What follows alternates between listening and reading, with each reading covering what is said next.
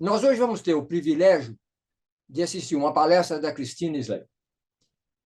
A Christine é uma pessoa muito especial que recebe o respeito da academia e admiração no mundo jurídico, no qual ela está inserida através do seu escritório de advocacia. E isso é uma combinação ideal. Ela vai, então, nos fazer uma palestra em que ela vai combinar toda a base teórica, tema no qual ela é extremamente sólida, com toda a experiência prática, que é uma coisa que nós aqui procuramos sempre destacar de forma muito forte, alguma coisa que a gente possa sair daqui pensando e fazendo. Para mim também é um privilégio ser o mediador dessa sessão e eu não vou fazer vocês esperarem.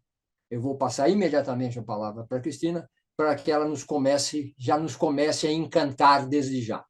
Obrigada, professor Marcos Teles. Bom, boa noite a todos. Primeiramente, é um prazer estar aqui com vocês, né? Falando sobre um assunto tão atual que é a inteligência artificial. Eu vou compartilhar minha tela, vou me apresentar aqui rapidamente para vocês. Para quem não me conhece, eu sou advogada, sou pedagoga, sou também mestre em sistemas eletrônicos pela Escola Politécnica da USP. Sou presidente, atualmente estou como presidente da Comissão de Direito Digital e Privacidade da OAB São Paulo, da OAB Tatuapé, e eu fui presidente, né? Sou ex-presidente da Comissão de Educação Digital e ex-vice-presidente da Comissão de Direito Digital e Compliance da OAB Seccional de São Paulo.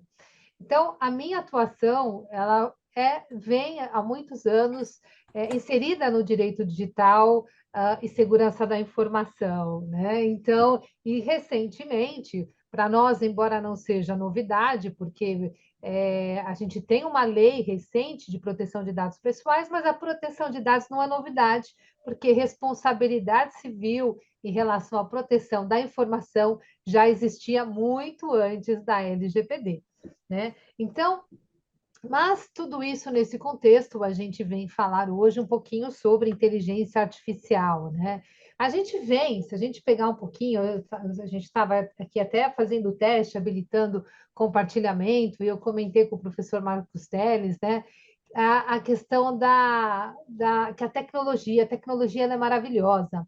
E sabe que eu, como pedagoga, antes até de me formar em direito, eu coordenei projetos de novas tecnologias em educação. A gente vem de uma pegada, digamos assim, de favorecimento, de militância na bandeira de uso da tecnologia, porque lá atrás ainda tinha uma resistência. Como utilizar a educação, utilizar a tecnologia na educação, como utilizar a tecnologia no âmbito jurídico. Aliás, no âmbito jurídico é muito recente até a utilização assim massiva nos escritórios de advocacia, né?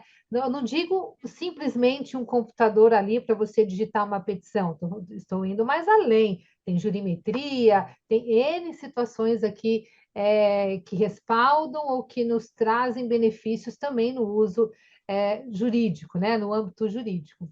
Mas a gente vê, então, nessa evolução da tecnologia, utilizando todos os setores, em todas as áreas. Isso nos remete também um confronto em relação ao tratamento de dados pessoais. Quanto mais tecnologia, mais possibilidade de acesso à informação, mais tratamento de dados e mais envolve dados pessoais. Então, vejam que a gente tem vários contextos.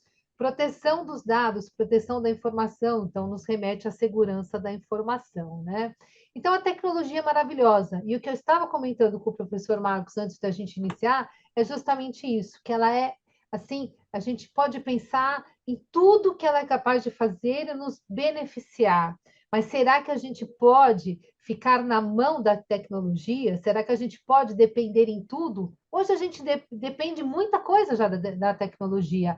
Se a gente tiver um apagão, como vai ficar nosso extrato, nossa conta bancária, nossas contas a pagar e nosso dinheiro que está depositado ali no banco? Será que teriam facilidade de fazer tudo manual novamente, de chegar numa agência? Será que teriam essa capacidade de nos atender ali sem o sistema? Se tiver um apagão geral?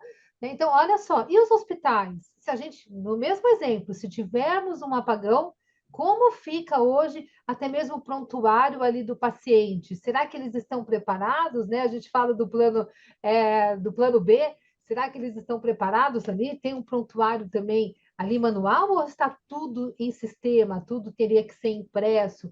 Então, será que a gente ficar de fato na mão em tudo seria seguro? Né? Então, vejam, eu me vejo hoje numa mudança de postura efetiva, né? Porque antes vamos usar, temos que usar. Hoje eu continuo nessa militância. Temos que usar tecnologia, ela é maravilhosa, ela veio nos beneficiar, mas nós temos que pensar no equilíbrio e na humanização, né? Nós somos seres humanos e não podemos deixar extinguir tudo em benefício da tecnologia para que ela se apodere de tudo. E aí entra, que a gente vai falar daqui a pouquinho, sobre a inteligência artificial. Mas nesse cenário, olha só, a gente tem então uma mudança de cultura e também de paradigmas jurídicos, né? A gente fala o quê? De soberania. Nós temos nossa relação hoje é sem fronteiras.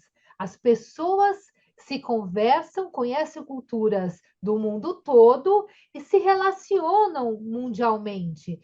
E quando eu falo relacionamento, não é só relacionamento pessoal, uma relação de consumo também. Nós compramos, nós podemos comprar, adquirir produtos e serviços que estão no exterior, ofertados no exterior, né?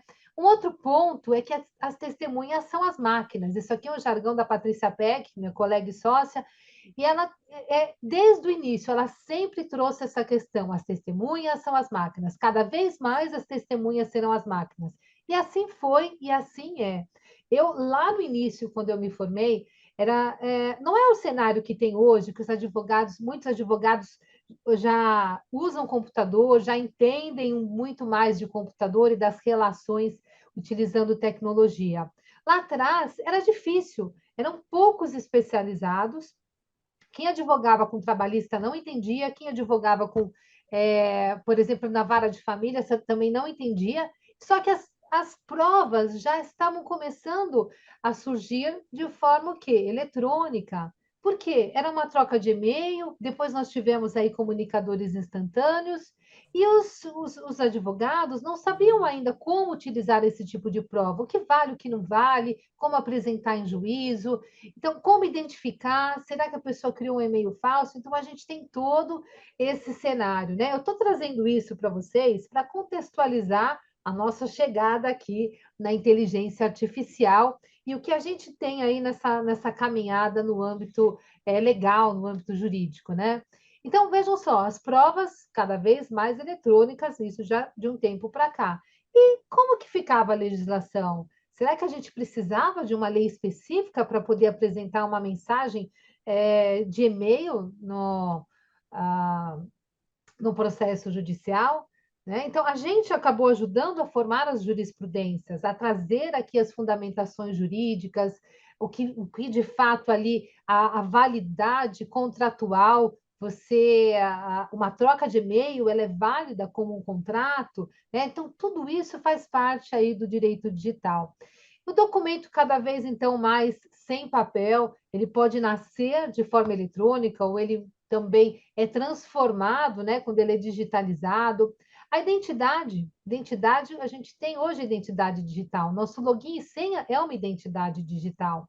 Então, quando a gente empresta o login e senha para alguém, isso é muito sério, porque a pessoa se passa por você, seja, né, ali perante um sistema. Assinatura também digital, utilizamos certificado, utilizamos biometria, reconhecimento facial, token. Aí tudo depende do nível de segurança ali que a gente busca, e isso é muito importante também quando se fala em segurança da informação e proteção de dados pessoais, que é a autenticidade, né, da pessoa ali que está fazendo a transação. Endereço, então, tudo hoje acaba sendo o endereço eletrônico e assim por diante. Então, nós temos sim essa mudança de paradigmas, né? E será que, nesse contexto todo, o direito, ele sempre teve um peso de tradição, né? O direito é aquela coisa fechada, não pode sair dessa caixinha, mas, de um tempo para cá, e digo que é muito recente, a gente conseguiu quebrar esse paradigma e modernizar também ali o pensamento voltado às leis, o pensamento voltado ao direito, que ele sai da caixinha da tradição e visa também a inovação. Isso tanto quanto a gente legislar no âmbito da inovação, quanto utilizar a inovação em prol, em benefício do direito, né? Mas como tudo que é bom não vem sozinho, tem sempre o lado ali negativo, tudo que é bom também é utilizado para o mal, a gente tem aquelas pessoas mal intencionadas, ou entre aspas, aqueles, não sei se podemos chamar de os meliantes, né, bandidos, seja qual for o nome aí jurídico ou popular que queira se dar, mas as pessoas que utilizam das ferramentas que, de certa forma, foram criadas para o bem e acabam utilizando para o mal. Aqui o We Have Your Files, o que eu quis dizer, o que eu quero dizer quando eu trago esse banner aqui, né? Foi o famoso WannaCry, não sei se quem está aqui é da área de TI, jurídica, gestão, inovação, mas o WannaCry, se eu não me engano, foi em 2017, tivemos aí mutações, mas ele ainda existe, né? Que é o resgate não, o sequestro de informação e pedido de resgate para devolver esses dados. Mais uma vez, se eu não tenho o plano B, eu fico na mão ali, fico à mercê dessas pessoas. Por que eu trouxe para vocês? Mas o que a Cris está falando aqui do WannaCry? Por que ela está falando de sequestro de dados? O que isso tem a ver com inteligência artificial? Tudo. Porque um dos pontos, quando a gente fala em qualquer recurso tecnológico, é a segurança da informação, é a segurança do tratamento que a gente faz naqueles dados.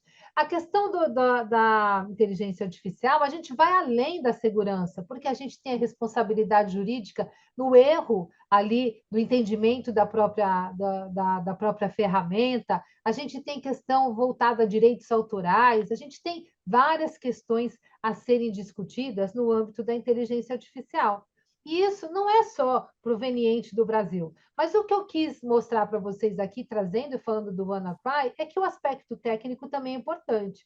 Qualquer ferramenta que a gente utilize, uma das primeiras questões que a gente tem que pensar é qual a proteção técnica existente, como que eu vou blindar essa ferramenta para que eu não sofra uma invasão.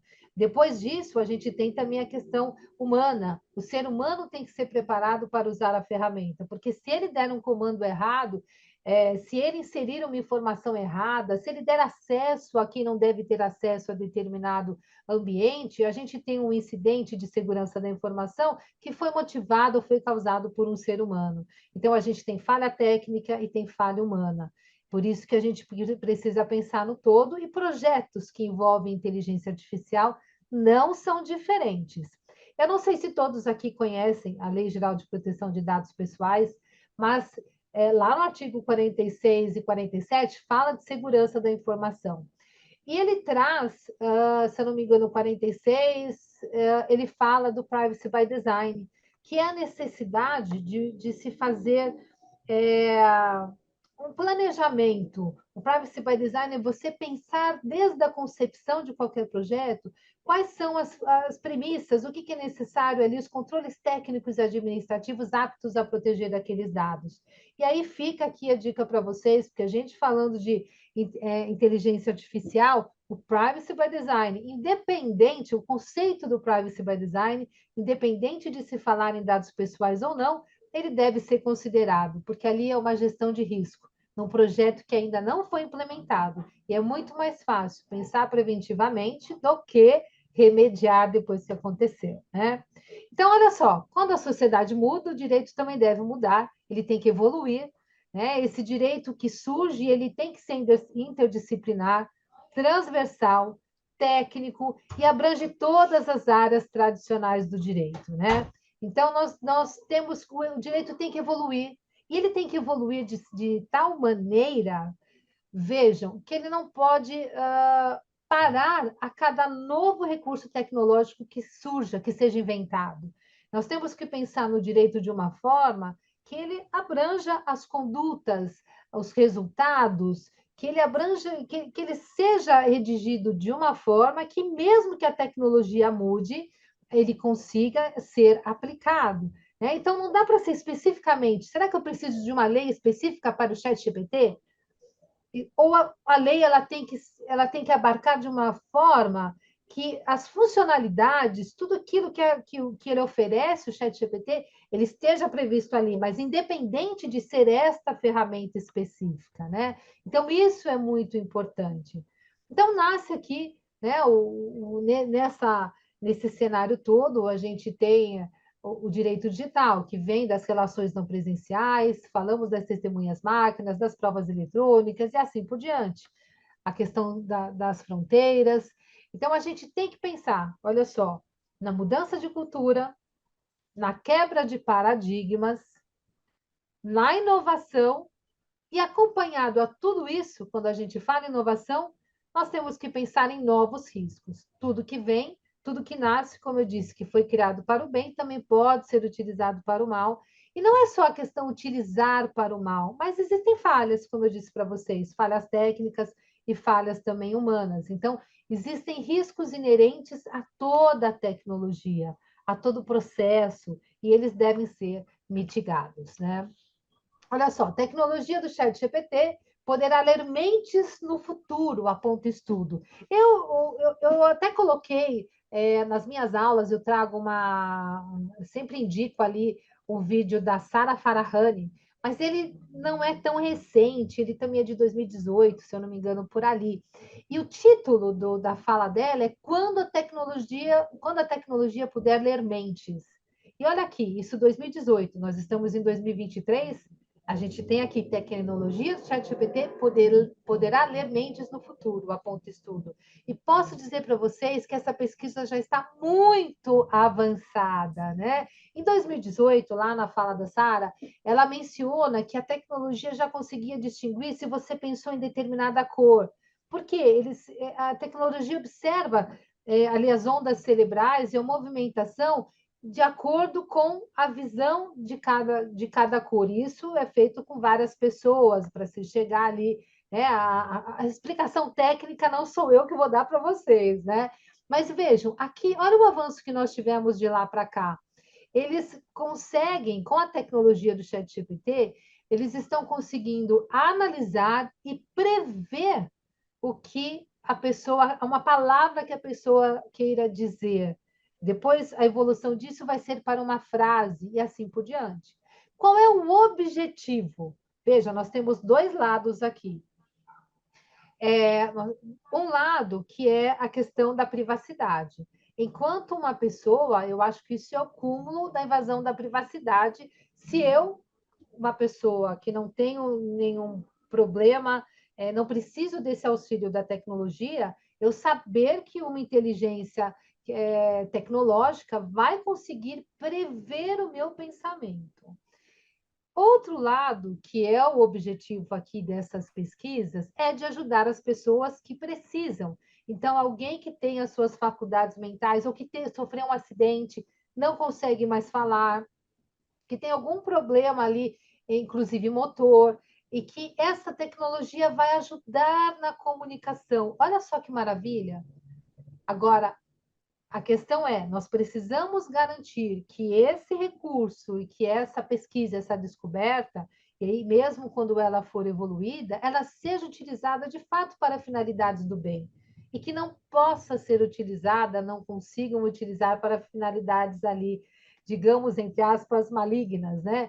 Então, seja ali na concorrência desleal, a gente sabe que o ser humano a criatividade do ser humano, o céu é o limite. Se eu disser para vocês, hoje, eu advogo muito mais para pessoa jurídica, um ou outro caso com pessoa física. Mas lá no início, eu fiz muito processo com pessoa física.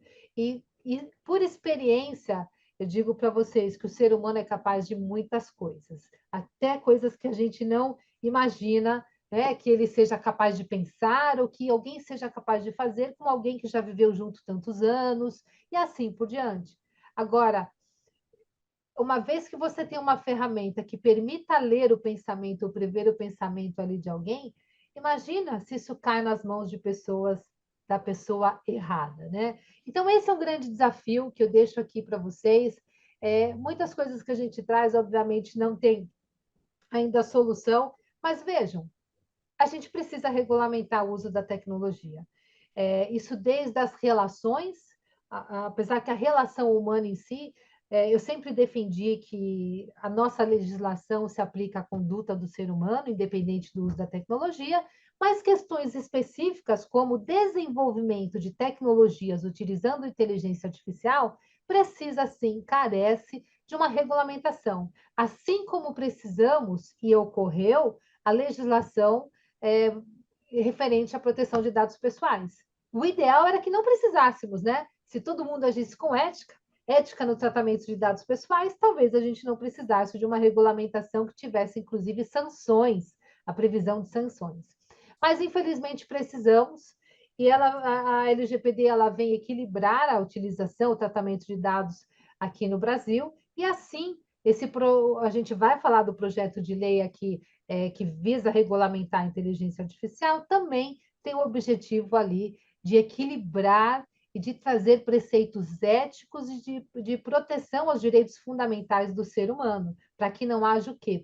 Para que não se extrapole, para que não seja utilizada de forma indiscriminada, até porque quando a gente fala em inteligência artificial, a gente sabe que isso é possível, né? Então, olha só, a inteligência artificial, a gente trago aqui como avanço tecnológico que permite que sistemas simulem uma inteligência similar à humana, indo além da programação de ordens específicas.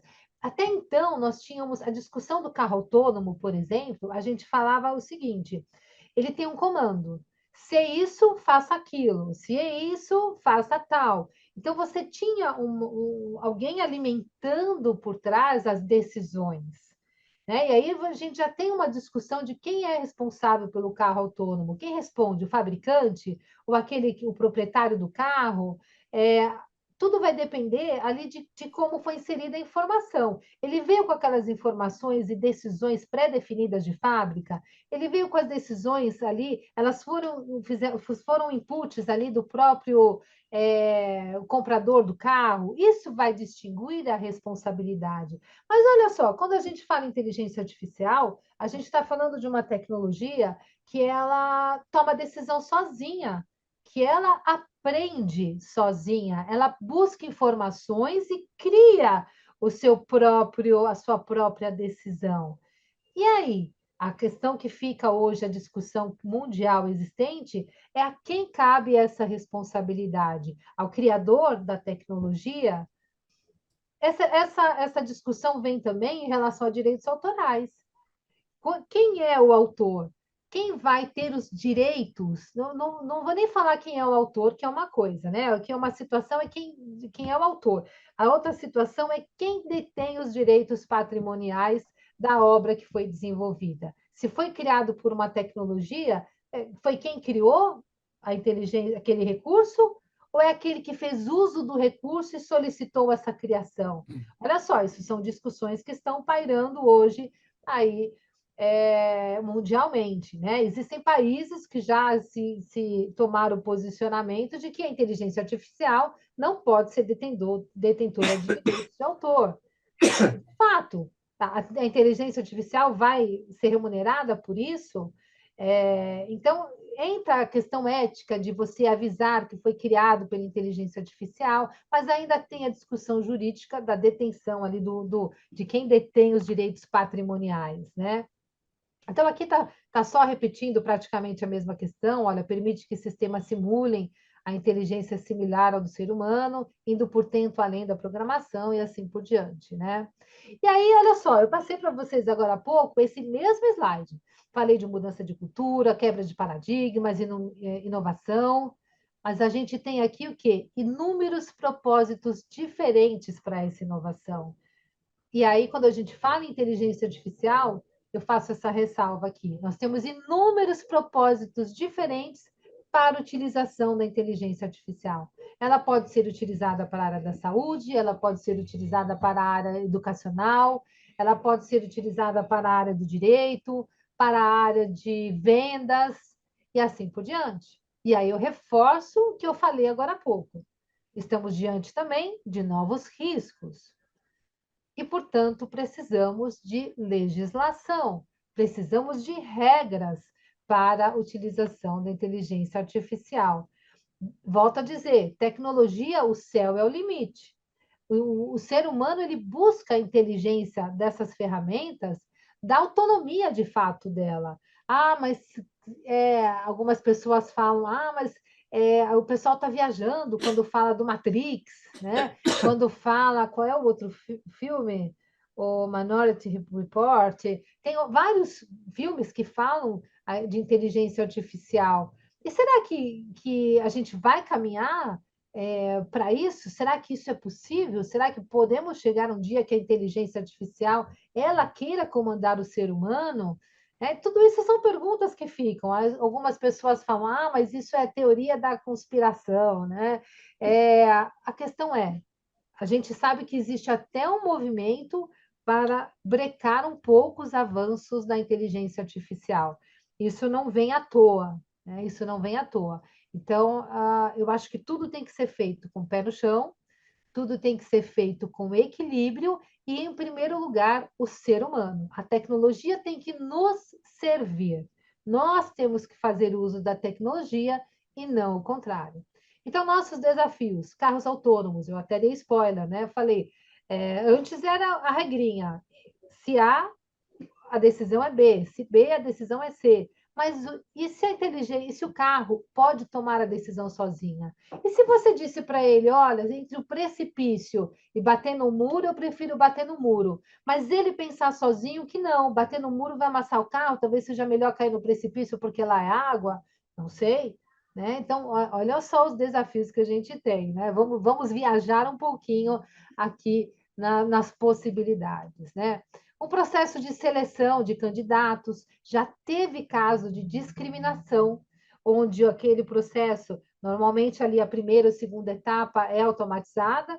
Nesse caso, foi usada inteligência artificial e a tecnologia entendeu que o cargo seria para homem e não para mulher. Seria melhor para um homem, seria melhor ser ocupado por um homem do que por uma mulher. Temos também o impacto da privacidade, um desafio, porque como é que a gente vai garantir que a inteligência artificial, por exemplo, respeite a Lei Geral de Proteção de Dados Pessoais? Eu estou falando, não estou falando só da legislação do Brasil, não. GDPR da União Europeia, tem legislação em Nova York, tem outros estados lá nos Estados Unidos. Então, como que a inteligência artificial ela vai lidar e para atender também, tomar os devidos cuidados? A gente já tem questões como a falta de informação sobre o tratamento de dados pessoais, a finalidade de utilização. A ferramenta está ali, mas todo mundo que usa, qual a finalidade que vai ser usada? E de onde vem, de fato, aquela alimentação? Eu já vi diversos recursos, diversas empresas que fornecem recursos de inteligência artificial, muitas delas para o ambiente corporativo, onde quem fomenta, quem alimenta é a própria empresa. Mas e quando esse recurso ele capta da rede? Aliás, quem garante que as informações captadas também são verdadeiras, né? Ela também pode ser utilizada para propagar fake news. Então, vejo que desafios aqui a gente tem. Ficaríamos o dia inteiro só falando sobre esses desafios, né? E o desafio da segurança também. Surgem muitas tecnologias, muitos recursos, semelhante a ChatGPT, semelhante a tal, empresa tal, mas e a segurança da informação? Será que todos têm essa percepção? Será que todos se preocupam e todos, de fato, têm uma ferramenta robusta no quesito segurança da informação? Né? Existem aí os preceitos da própria ISO, família 27000, que fala de segurança da informação. Temos a família também, olha, de 23.894, a ISO 23.894, que fala de riscos para a inteligência artificial. Eu estou olhando porque decorar número também não é tão fácil, né? Então, para lembrar o número da ISO, 27.000 está na minha cabeça porque a gente mexe direto. Mas vejam, então são esses os desafios. E diante de tudo isso, a gente tem sim movimentação, a própria a União Europeia, né? Os países na Europa, temos aí o carro-chefe de projeto de lei tratando de inteligência artificial, inclusive passou, se eu não me engano, no parlamento em julho, ainda tem outros trâmites, mas tá caminhando. No Brasil também, estamos caminhando. Tivemos, olha, tramita no Senado o projeto de lei 2.338. né? Então, ele visa garantir o quê? A transparência, a ética no uso da inteligência artificial, bem como proteger os direitos e a privacidade dos cidadãos. E olha só, e regular os limites de uso e operações dentro da inteligência artificial. Ela tem um viés, olha, eu acho ela um pouquinho, ela é bem parecida também com, o que eu quero dizer parecida, assim, ela me lembra muito a própria LGPD, tá? Ela traz a questão de versão do ônus da prova, ela traz os princípios, direitos. Então, ela tem assim uma semelhança de estrutura e de algum de proteção em relação ao titular e em relação à pessoa que está envolvida, que vai fazer uso da inteligência artificial, vai fazer uso, que eu digo, não a obrigação para a empresa que fornece esse sistema, que disponibiliza, que utiliza, e o usuário, que eu digo, que está ali com seus dados sendo tratados, ou está utilizando ali como consumidor final, talvez, né? Então, olha, prevê que os sistemas de inteligência artificial eles deverão passar por uma avaliação preliminar feita pelos próprios fornecedores para fins de classificação de alto risco ou risco excessivo. Então, ela traz ali uma ela exemplifica, né? Traz ali alguns conceitos. Então, ela fala de risco excessivo, que inclusive ela traz uma certa proibição, no meu entendimento, quando é considerado risco excessivo. E ela obriga, ela exige maior proteção quando a gente está falando de alto risco. Então, lembra que eu falei do Privacy by Design? Que é planejar antes, é você fazer análise de risco antes de implementar qualquer projeto? É disso aqui que a gente está falando. Né? Então, por exemplo, critérios, larga escala, potencial de impacto negativo no exercício dos direitos e liberdades, grupos vulneráveis, como crianças, idosos, pessoas com deficiências, possibilidade de causar dano material ou dano moral, danos irreversíveis ou uso discriminatórios. Então, tudo isso o projeto de lei ele acaba mencionando, né? Um ponto muito importante que ele traz isso, que eu falo também que ele se assemelha muito ao LGPD. Desculpa que eu puxo o LGPD, mas a gente que trabalha com privacidade acaba fazendo esses ganchos, né? Mas é a necessidade de transparência. Um ponto muito importante. Faremos uso de inteligência artificial, temos que ser transparente para com os usuários, né? Para com as pessoas envolvidas informações claras e objetivas sobre o processo de tomada de decisão, sobre os dados a serem tratados pela inteligência artificial, sobre o todo daquele recurso. Prevê que a regulamentação daqueles que forem considerados como sendo de risco excessivo, então, quando o tratamento ali ele é considerado de risco excessivo, será feita pela autoridade competente, então, a ser designada ainda pelo Poder Executivo. Então, vai ter uma autoridade, assim como nós temos a NPD, de proteção de dados, vai ter uma autoridade ali que vai regulamentar, vai fiscalizar a própria lei, né, e a utilização de sistemas de inteligência artificial. Tá? Elenca ali no próprio projeto de lei alguns casos de alto risco, então merecem maior nível de proteção, maior ali cuidado, né? Classificação de crédito, identificação de pessoas, administração da justiça, diagnóstico de procedimentos médicos, avaliação de estudantes e trabalhadores. Então, traz ali tudo isso vai precisar fazer o quê, gente? Lembra que eu falei para vocês? Vou ter que fazer análise de risco e prever como eu posso mitigar esses riscos, para então definir se continuamos com o projeto dessa forma, se precisamos mudar o projeto e para tomar decisões mais assertivas e menos arriscadas. Princípios, né? Sabe que eu estou falando aqui, Marcos? Me lembro muito antes da lei, do projeto de lei, que hoje é a lei de proteção de dados pessoais. Eu lembro quando a gente vinha falar sobre a LGPD antes de ser sancionada, né? O que diz o projeto de lei, o que diz. E aqui, daqui a pouco, é o mesmo aqui vai acontecer com inteligência artificial. Pode ser que tenha algumas nuances, que ela seja aprovada talvez com uma ou outra diferença, mas o fato é que o caminho que nós vamos seguir já está traçado. A gente já tem aqui uma luz sabendo para onde vamos, né? Bom, o projeto de lei traz também os princípios. Então, ele fala aqui, crescimento inclusivo, desenvolvimento sustentável e bem-estar, autodeterminação e liberdade de decisão e de escolha. Mas olha só, participação humana no ciclo da inteligência artificial e supervisão humana efetiva. Quer dizer, a inteligência artificial sempre precisa ter um ser humano por trás. Não discriminação, então não pode ser utilizado para fins discriminatórios, né? Justiça, equidade, inclusão, transparência, que eu falei para vocês, explicabilidade, inteligibilidade e auditabilidade. O sistema tem que ser auditável. Nós temos que dar transparência.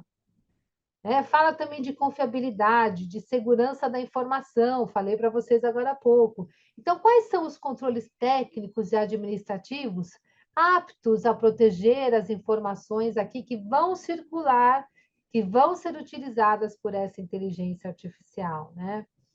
Rastreabilidade das durações durante o ciclo de vida de sistemas de inteligência artificial. Quer dizer, eu preciso ter a rastreabilidade. Não adianta dizer, olha, o sistema fez, o resultado foi esse, tá? Mas eu preciso comprovar o que o sistema fez. É registro de logs isso. É rastreabilidade do passo a passo do sistema. A prestação de contas e responsabilização, quer dizer, eu tenho que estar apto a demonstrar que eu estou em conformidade com a lei. Eu tomei os devidos cuidados, eu atendo os requisitos legais, né? E aí por diante, gente, tá? Senão eu vou ficar, né? A gente vai ficar aqui lendo a lei em si, mas eu quis pegar alguns pontos aqui essenciais de alerta que eu acho bacana ressaltar nesse projeto de lei.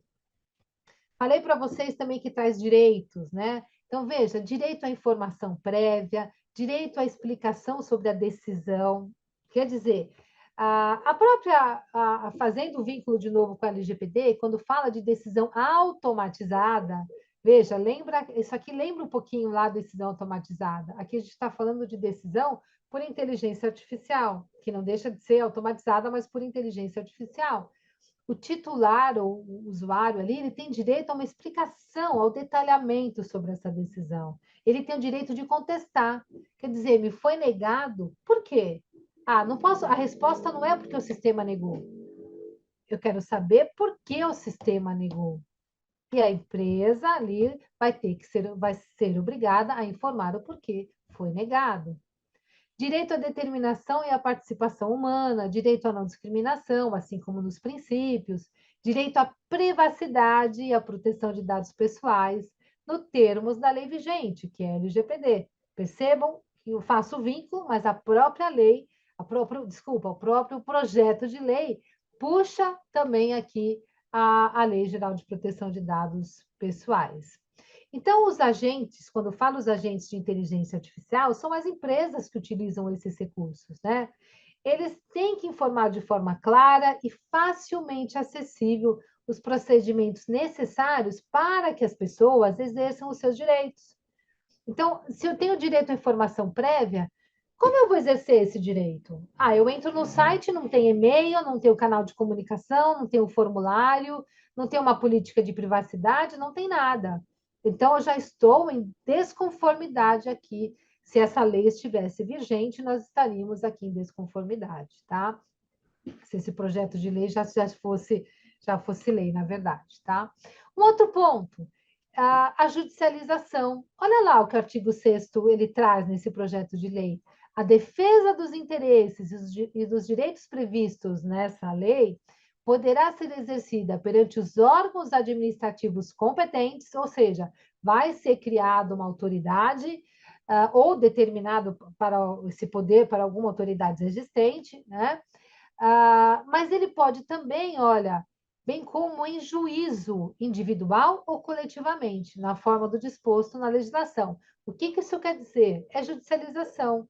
Posso ter uma ação individual ou uma ação coletiva contra aquele agente que utiliza a inteligência artificial. Então, se houve uma situação, eu tenho diversas pessoas que estão se opuseram àquele tratamento, contestaram, a empresa não deu retorno, não dá a informação necessária, eles podem entrar com uma ação coletiva, né? Então, também, mais uma vez, volto a dizer, bem semelhante aqui à própria Lei de Proteção de Dados Pessoais, tá bom? Então, outras características, né? Ela fala de caráter automatizado da interação, descrição geral do sistema, o tipo de decisão, as recomendações, é, consequências de sua utilização para a pessoa, identificação dos operadores do sistema de inteligência, medidas de governança adotada. O projeto de lei fala muito em governança, tem uma seção lá que só de governança. Categorias de dados pessoais utilizados, né? Medidas de segurança e não discriminação, confiabilidade adotadas. Então, olha, não é só dizer que eu faço, nós temos controles, eu tenho que dar transparência sobre o tratamento dos dados, sobre as decisões, o processo de tomada de decisão, sobre os envolvidos, né? Tudo isso eu preciso ter documentado e eu posso ser questionado e preciso dar transparência. Exposição a sistemas que envolvem reconhecimento de emoções, olha, devem ser informadas no próprio ambiente. Então, se eu tenho, uma vez eu fui numa feira educacional e quando a gente entrava, aparecia um totem lá bem grande, né? Esqueci o nome, mas é um totem, não deixa de ser. E a gente aparecia ali na filmagem, naquele totem, e dizia se era mulher ou homem, aproximadamente a idade, e se estava feliz ou se estava triste. Quer dizer, o recurso em si é muito legal, a evolução tecnológica é muito legal. Mas será que as pessoas não se sentiram invadidas na sua privacidade? Falar ali a sua idade aproximada e se ela está triste naquele dia ou se ela está feliz? Isso não é algo pessoal? Né? Para fazer isso com a lei vigente hoje, a Geral de Proteção de Dados Pessoais, a gente precisa do consentimento, não poderia ser feito sem o consentimento. Né? Agora, aqui, eu trouxe esse exemplo por quê? Porque o projeto de lei que fala sobre inteligência, que regulamenta inteligência artificial, também traz isso. Olha, exposição a sistemas que envolvem reconhecimento de emoções devem ser informadas no próprio ambiente. E pela LGPD, precisa do consentimento. A não ser que você imponha, olha, a regra aqui é essa, para fazer parte, você tem que passar por isso. Né? Então, você já deixa claro que é como regra, se a pessoa não quer participar, ela não vai entrar. Mas tem que estar muito claro, e ainda assim entendo que seja discutível tá? A não coleta de consentimento para essa finalidade. Crianças, adolescentes e idosos, né? Informação claras, considerando a capacidade de entendimento desse público. Não pode ser juridiquês, não posso colocar informação lá, faltou uma vírgula ali, tá? Crianças, vírgula, adolescentes e idosos. Mas eu tenho que dar a informação de forma que esse público entenda. Possibilidade de pedir explicação sobre a decisão, previsão ou recomendação, né, com informações a respeito dos critérios e dos procedimentos ali utilizados. Ok? O tempo todo que eu falei desse projeto de lei, eu falei para vocês ali, fiz um comparativo, algumas situações com a LGPD. Então, vejo que ela está alinhada com a Lei Geral de Proteção de Dados Pessoais, ela traz uma preocupação com os direitos fundamentais, né? E ela menciona expressamente privacidade, proteção de dados e autodeterminação informativa. E ela também estabelece diretrizes para coleta, armazenamento e uso dessas informações no contexto, então, da inteligência artificial, tá bom? Ela traz também, olha, direito de correção de dados incompletos, inexatos ou desatualizados, utilizados por esses sistemas, assim como o direito de solicitar anonimização, bloqueio ou eliminação dos dados desnecessários, excessivos ou tratados em desconformidade com a legislação. E aí ela traz também faz menção direta, olha, o artigo 18 da Lei 13.709, que é a Lei Geral de Proteção de Dados Pessoais. Né? Então, a gente tem aí esse vínculo que os dados em excesso, eles podem, o titular pode pedir ali que sejam criptografados, eliminados, anonimizados, né? Então, por isso que o planejamento é muito importante. O que envolve dados pessoais, como nós vamos proteger, qual é a base legal que justifica, o que nós precisamos informar e quais são os controles técnicos e administrativos ali necessários, tá bom? Prever a criação de um órgão regulador, que eu falei para vocês, já passei ali na frente, né? Responsável por supervisionar, então, a própria regulamentação. E esse projeto de lei, ele traz ali no artigo 27, ele fala sobre responsabilidade civil, né? Então, ele diz que o fornecedor ou operador de sistema de inteligência artificial que cause dano patrimonial, moral, individual ou coletivo, ele é obrigado a reparar integralmente esse dano, independente do grau de autonomia do sistema. Então, aqui a gente já começa a entrar no âmbito, né, de responsabilidade. Quando se tratar de sistema de inteligência artificial de alto risco ou de risco excessivo, o fornecedor ou operador respondem objetivamente pelos danos causados na medida da sua participação no dano. Então, ali, cada um deles vai arcar com a sua participação. Tá? Um outro ponto interessante, não é o termo usado no projeto de lei, mas a gente tem esse hábito de falar na LGPD, que é o dever de reporte, ou seja, o dever de comunicar. Então, os agentes, ou seja, as empresas que fazem uso de inteligência artificial, devem comunicar à autoridade competente, que ainda vai ser designada, ainda vai ser porque a lei também ainda não foi sancionada, né? Ela precisa primeiro passar por todos os trâmites legais e entrar em vigor. Mas o projeto de lei prevê a obrigatoriedade de comunicar a ocorrência de incidentes considerados como graves ali no âmbito de segurança da informação. Então, incluindo quando houver risco à vida, à integridade física das pessoas, a interrupção de funcionamento de operações críticas de infraestrutura. O que é uma operação crítica de infraestrutura? Fornecimento de águas, fornecimento de luz, né? E bem como graves violações aos direitos fundamentais, então, nos próprios termos aí da própria lei e outras leis pertinentes, como a Constituição Federal e a LGPD, né? Esse projeto de lei também prevê sanções. Mais uma vez, muito semelhante à LGPD. Ela parece ali, sabe, a mesma. Quando a gente lê, parece que você está lidando com a LGPD, muito interessante. Ela prevê advertência, multa simples, limitada a 50 milhões de reais. Ela é o quê? Até 2% do faturamento do ano anterior por infração. Isso pode ser do grupo econômico, né? Então, não é, se eu tenho um grupo econômico, os critérios de aplicação ainda não foram definidos no projeto de lei. Vai ser provavelmente como a NPD, que veio depois uma resolução trazendo os critérios de aplicação das sanções. Prevê também a publicização, que é a divulgação da infração, suspensão do tratamento ali de determinada base, utilizando inteligência artificial, suspensão do próprio sistema, entre outras sanções, tá bom? Entre outras questões. Então, destaque, gente, sempre será necessário fazer avaliação de impacto aos usuários e à população em geral. A gente faz avaliação de impacto, obviamente, também para nós, para a empresa em si, quais são os riscos para a empresa.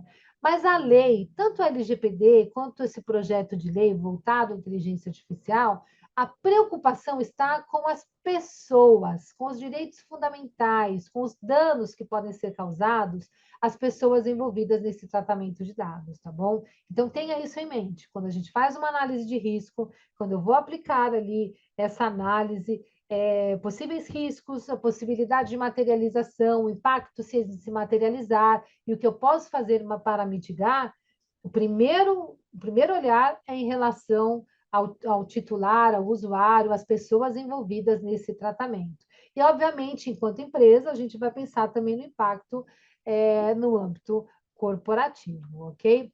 A gente não tem, obviamente, a gente não tem, não. Existem já até algumas jurisprudências que mencionam inteligência artificial, mas elas não estão ainda nesse âmbito de discussão que a gente vem trazendo em relação a carros autônomos, a aparelhos num ambiente hospitalar, e tudo mais. A gente tem já decisões, por exemplo, olha, juizados especiais cíveis, pagamento em duplicidade, fatura de consumo, pedido de repetição, né, dobrada do valor, porque foi pago duas vezes. Aí a empresa vem e diz que não, porque não foi má fé, foi inteligência artificial que errou. Vejam, não é porque eu uso inteligência artificial que vai eximir a empresa de responsabilidade.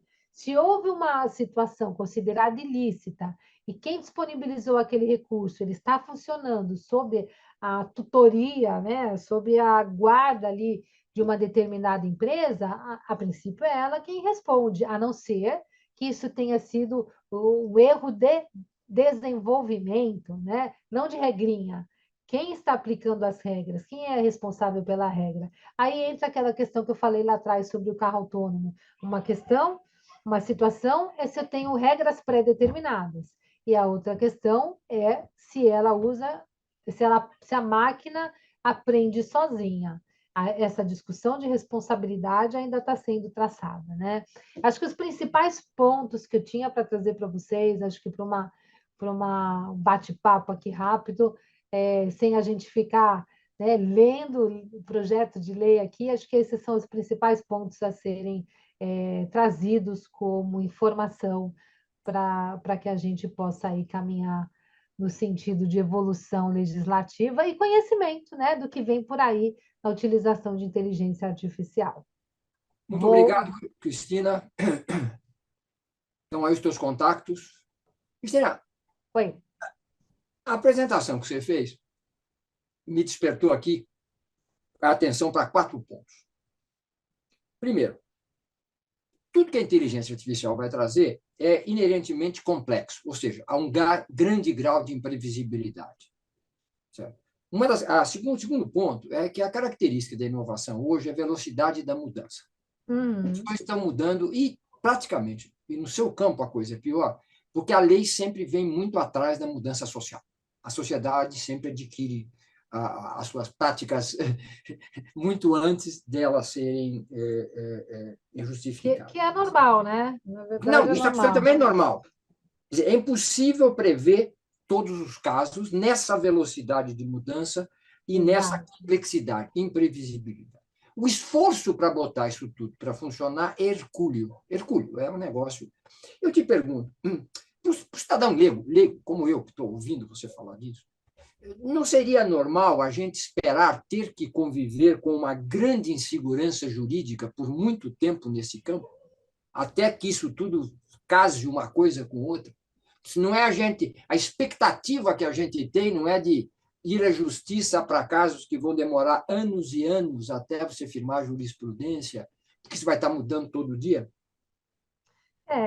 Marcos, eu acho que, assim, ó, a gente tem, eu vou dar um exemplo para você que é muito, hoje é muito fácil, né, da gente entender, mas um dia não foi, que é, por exemplo, a remoção de conteúdo. A gente levou aí mais de 10 anos ou por aí para você ter uma segmentação do que ficou de fato definido em formação de jurisprudência, de que os conteúdos devem ser removidos e quando eles devem ser removidos, né? Quem é que tem esse poder, se é mediante ordem judicial apenas. A gente teve a legislação do Marco Civil da Internet. Às vezes as coisas vão acontecendo antes mesmo da legislação, ela vai se autorregulamentando e às vezes a legislação até atrapalha.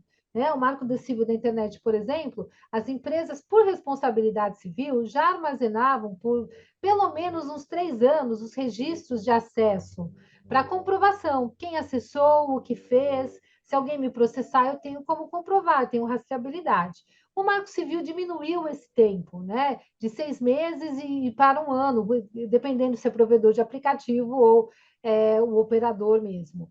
Então, a legislação, ela realmente ela caminha devagar, porque as coisas têm que acontecer. Muitas vezes a jurisprudência vem primeiro para depois aí a gente ter uma formação legislativa. Outras, a gente já começa a prever, que é o que estão se preocupando aqui com a inteligência artificial. Embora esse projeto de lei, ele não vai conseguir abarcar tudo também, né? Ele vai trazer aqui, ele traz as premissas principais, tentando trazer a responsabilidade das pessoas para o tratamento ético né, para sistemas que tratem os dados de forma ética, mas ele também não garante o uso indevido, o uso ilícito, assim como acontece com dados pessoais, mas a gente consegue prever. A insegurança jurídica, ela vai existir sim, ainda por muito tempo, até porque a própria, eu não sei se é filosofia que a gente pode falar, o próprio objetivo ou possibilidades existentes na utilização da inteligência artificial são inúmeras, e eu diria que até inimagináveis por muitas pessoas que não estão envolvidas nessas pesquisas. Então, é coisa assim, bem futurística mesmo. Sabe quando a gente assistia? Eu vou falar a minha idade para vocês aqui, né? A gente assistia aquele. Não era 007, Agente 86? Alguém conhece Agente 86?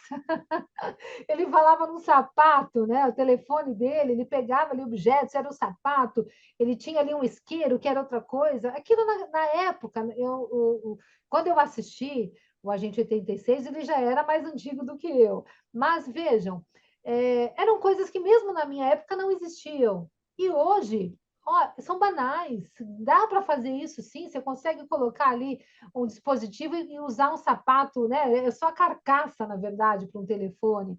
Você tem o nanotecnologia hoje que ninguém sabe onde está ali inserido os dispositivos. Então, existem coisas que estão por vir que E o outras que não cidadão são, né? comum ainda não imagina. E a gente Cristina, não consegue legislar sobre isso, né, Marcos? Ainda não é dá. possível. Cristina, um ponto que você tocou aí, e que é extremamente importante, é o ponto da explicabilidade e inteligibilidade.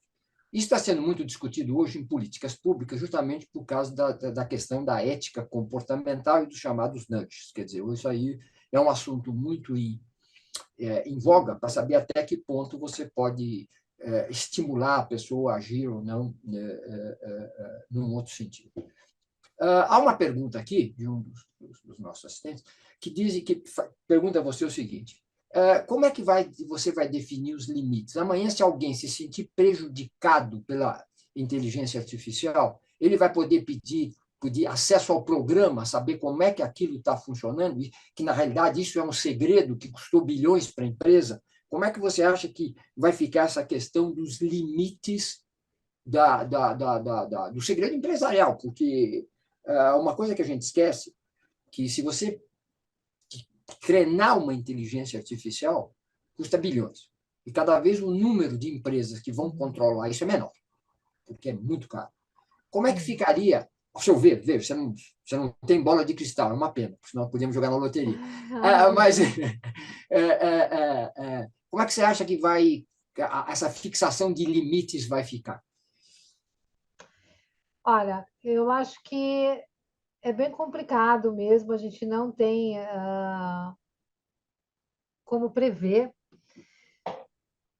mas a utilização, você falou, repete para mim o comecinho da sua fala, eu perdi.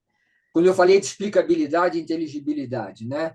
Que a pessoa tem que ter acesso, tem que poder ter acesso, entender como é que a inteligência artificial está Ah, funcionando. sim, exato, E aí verdade. a pergunta que foi feita é a seguinte: se o cidadão não ganha o emprego que ele está concorrendo, ele pode pedir uma explicação, até que ponto ele pode Então, pedir uma ele, explicação que ele não revele o pode segredo? pedir, e a empresa vai ter que explicar. Isso, quando envolve dados pessoais, já está em vigor pela própria LGPD, tá?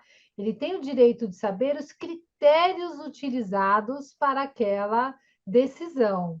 Caso a empresa não o forneça, ele pode fazer uma denúncia junto à NPD, a empresa pode passar por uma auditoria. Aí, se envolver segredo industrial, aí é uma outra questão, né? Porque você pode ter peritos que envolvam a confidencialidade, ou você pode ter documentos técnicos, de alguma forma, ele vai ter que demonstrar que ele agiu de forma correta, sob pena dele ser responsabilizado. Essa é a minha visão. Cabe a ele comprovar que ele agiu de forma lícita, né? Mas as pessoas podem, desde já, com a LGPD, pedir esse esclarecimento. E esse projeto de lei também prevê quando envolve inteligência artificial. A LGPD prevê para decisões automatizadas, tá? Há uma outra pergunta aqui que diz que sobre o uso da expressão danoso. Se danoso implica dolo ou não. Quer dizer, se danoso simplesmente a pessoa pode agir porque ela se sentiu Não. prejudicada ou se houve intenção. Foi Vamos uma lá, pergunta que foi vamos feita. explicar aqui para as pessoas, para quem não é da área jurídica. O dolo é quando a pessoa teve intenção de fazer, né? E culpa é quando ela fez, mas ela não teve intenção, mas aconteceu. Então, quando você atropela alguém sem querer, você é culpa, você de fato atropelou, mas a tua intenção não era atropelar, mas aconteceu. E dolo é quando você quis atropelar e pegou. O fato, quando a gente fala que danoso, é causar dano, independente de você querer causar ou não. O que diferencia se você quis causar ou não aquele dano, tirando da esfera de culpabilidade aqui na esfera penal, na esfera civil, o que vai diferenciar é se envolver uma eventual indenização. Se você teve a intenção, a indenização vai ser lá em cima. Se você não teve, obviamente que dependendo do dano, você consegue mitigar aí esse valor indenizatório, tá? Então, isso é importante. Mas quando fala danoso, é causar dano, seja ele material ou moral. Cristina, tem uma pergunta aqui, você vai se divertir. Um dos participantes pergunta o seguinte: se um advogado usar inteligência artificial para fazer uma petição, ele vai ter que declarar isso? A pergunta eu estou transmitindo a você como eu a recebi. Estou inocente nesse caso. Então, olha, você sabe que eu escrevi um artigo recentemente, um livro que foi recém-lançado, e eu fiz uso do ChatGPT. Não para o artigo inteiro, mas o que, que eu fiz? Eu coloquei o meu posicionamento e coloquei a pesquisa do ChatGPT, o que, que ele me trouxe, e o que, que eu concordava ou não com aquilo que o ChatGPT me trouxe. Então, o objeto da minha fala era voltada ao que estava escrito também ali, o ChatGPT. Existem já países que eles já determinaram que a utilização de ChatGPT, você tem que identificar, sim, que o texto foi retirado do ChatGPT, foi elaborado por ele. O que acontece é que a gente não tem segurança quando a gente recebe um texto. Muito embora eles digam que tudo é original, original no sentido, ele cria, né? A gente não tem segurança. Alguém garante que, de fato, não vem nada que possa caracterizar plágio? Se ele se inspira em alguma outra obra, será que aquilo não vem muito parecido? Isso eu estou falando no âmbito geral, né? Quando a gente fala de petição, a gente não tem nada decidido aqui em relação a ter que mencionar ou não nas petições. O que eu sempre sugiro é que não façam copia e cola. Você pode se inspirar, né? Você pode, de fato, se inspirar, pedir para que ele te faça uma petição, e daquela petição. Tem até outra discussão: será que isso seria uma obra derivada? Mas a petição em si, você também está aprendendo e ela traz, de repente, te ajuda nas argumentações, mas fica um alerta.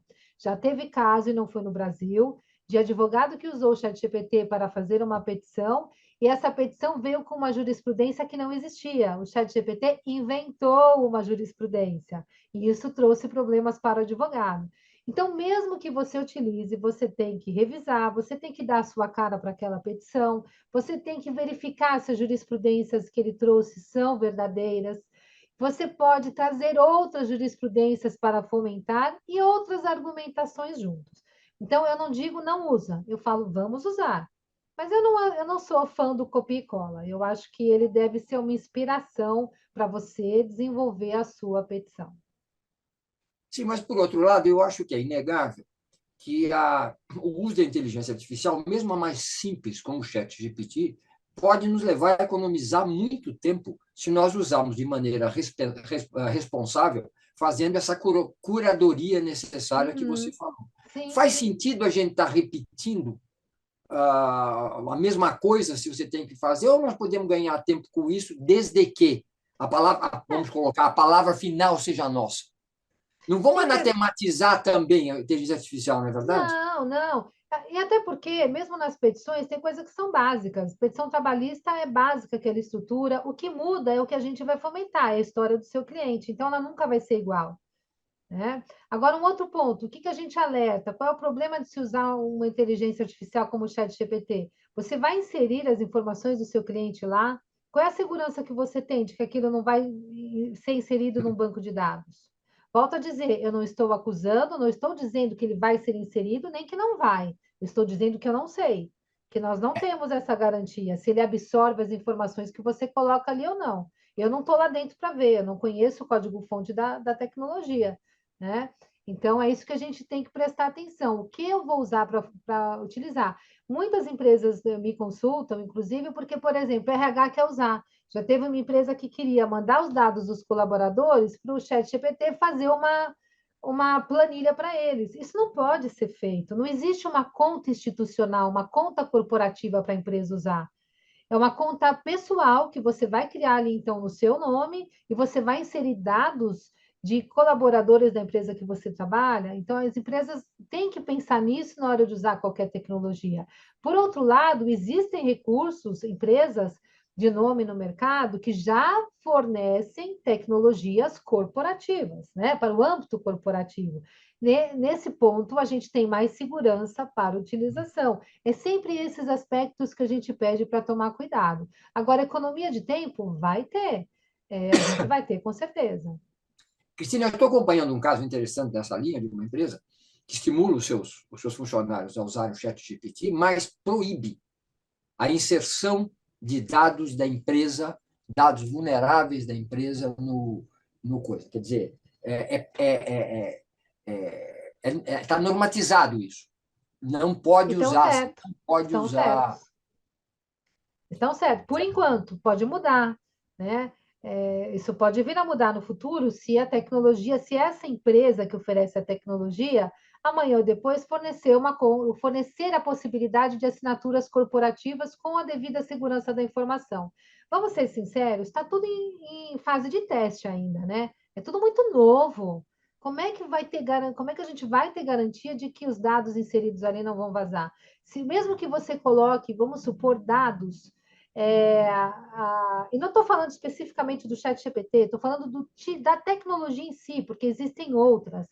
Quem garante que ao inserir dados, por exemplo, de um novo produto que a empresa vai lançar no mercado, o pessoal fala, vamos usar para marketing, ele pode ajudar numa campanha de marketing. Aí você vai e insere os dados de um produto inédito no mercado. Quem garante que essa informação que você inseriu não vai ser utilizada e vai lá, essa campanha vai para outra pessoa também, entendeu? E por isso que eu digo, é tudo muito novo.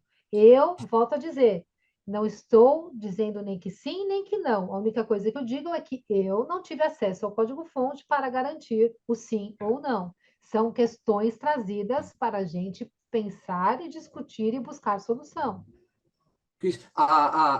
Tem aqui o nosso participante que voltou àquela questão do que é dolo e o que não é dolo. Quer dizer, se houver um erro da inteligência artificial ou houver uma intenção, são dois crimes, são duas situações diferentes. Né? Ele pediu para você explicasse um pouco melhor. Como é que é? Veja, se a inteligência artificial erra, dá uma informação errada, ou causa um prejuízo a alguém pela sua estrutura, ou se Então, aquilo estava embutido na intenção de quem o programou. Aí é que está a nossa discussão que se tem hoje. Se você conseguir comprovar que estava embutido na programação, aquela decisão foi tomada porque foi embutida dessa forma, foi alimentada dessa forma, quem alimentou tem a responsabilidade. Né? Esse é o meu entendimento, tá? Então isso vem de fabricação, ele vem com essa estrutura decisória. Aí quem decidiu por essa programação é responsável. Agora, o que se tem que ainda não está definido, está em discussão, vamos supor, isso não veio embutido pela empresa, mas por ser inteligência artificial, a máquina entendeu que seria isso. E ela tomou uma decisão discriminatória, por exemplo. Então, o que está em discussão hoje no âmbito jurídico é quem responde. É o fabricante, né? É o desenvolvedor? Ou é aquele que adquiriu, que está pagando pelo sistema e fazendo uso dele, que usou para naquele momento? Com quem está a responsabilidade? Ou ambos? Será que respondem solidariamente? Então, isso não está definido. E não é só no Brasil. Isso é uma discussão que está acontecendo mundialmente. Um dos nossos participantes aqui conclui que realmente nós vamos viver tempos muito difíceis nessa área. Vamos, vamos. Porque não Não só a vamos ter a quem tecnologia. culpar por um tempo, vamos tentar, depois vai formando jurisprudência, virão outras leis, e a gente vai ter um período de limbo, né? Com situações novas acontecendo, processos aí que levam tempo, para a gente ter um direcionamento. Perfeito. Cristina, muitíssimo obrigado. Como eu havia antecipado, eu acho que nós todos saímos daqui com uma riqueza de conhecimentos muito maior do que com aquela que nós entramos, tá certo? Talvez a gente vá sair daqui também um pouco mais preocupado do que entrou, tá certo? Porque talvez não só como usuários da inteligência artificial, mas como vítimas da inteligência artificial, que vai ser inevitável a gente pensar nessa hipótese, tá certo? Então, muitíssimo obrigado por ter dividido com a gente toda essa sua experiência, essa sua disposição, e vamos acompanhar agora e viver. Viver ultimamente não anda muito fácil, né? As É decisões não verdade, são muito viu? simples, tá certo? É. E certamente a inteligência artificial, como você disse, vai nos ajudar por um lado, mas vai nos criar muita dor de cabeça, tá certo? Vai, mas Isso, vejam só, tudo que eu falei não é para deixar de utilizar, né?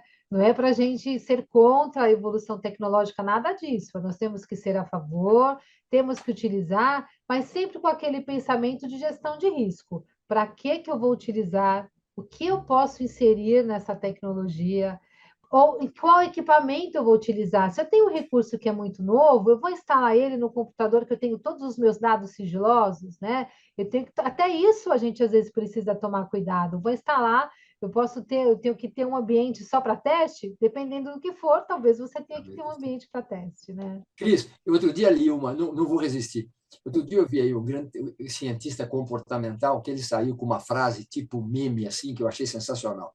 Fique tranquilo, você não vai perder o seu emprego para uma inteligência artificial. Você vai perder o seu emprego para alguém que saiba usar bem a A inteligência artificial. inteligência artificial, é Tá isso aí. certo? Eu acho que isso é Faz um todo alerta sentido. muito bom para todos nós, tá certo?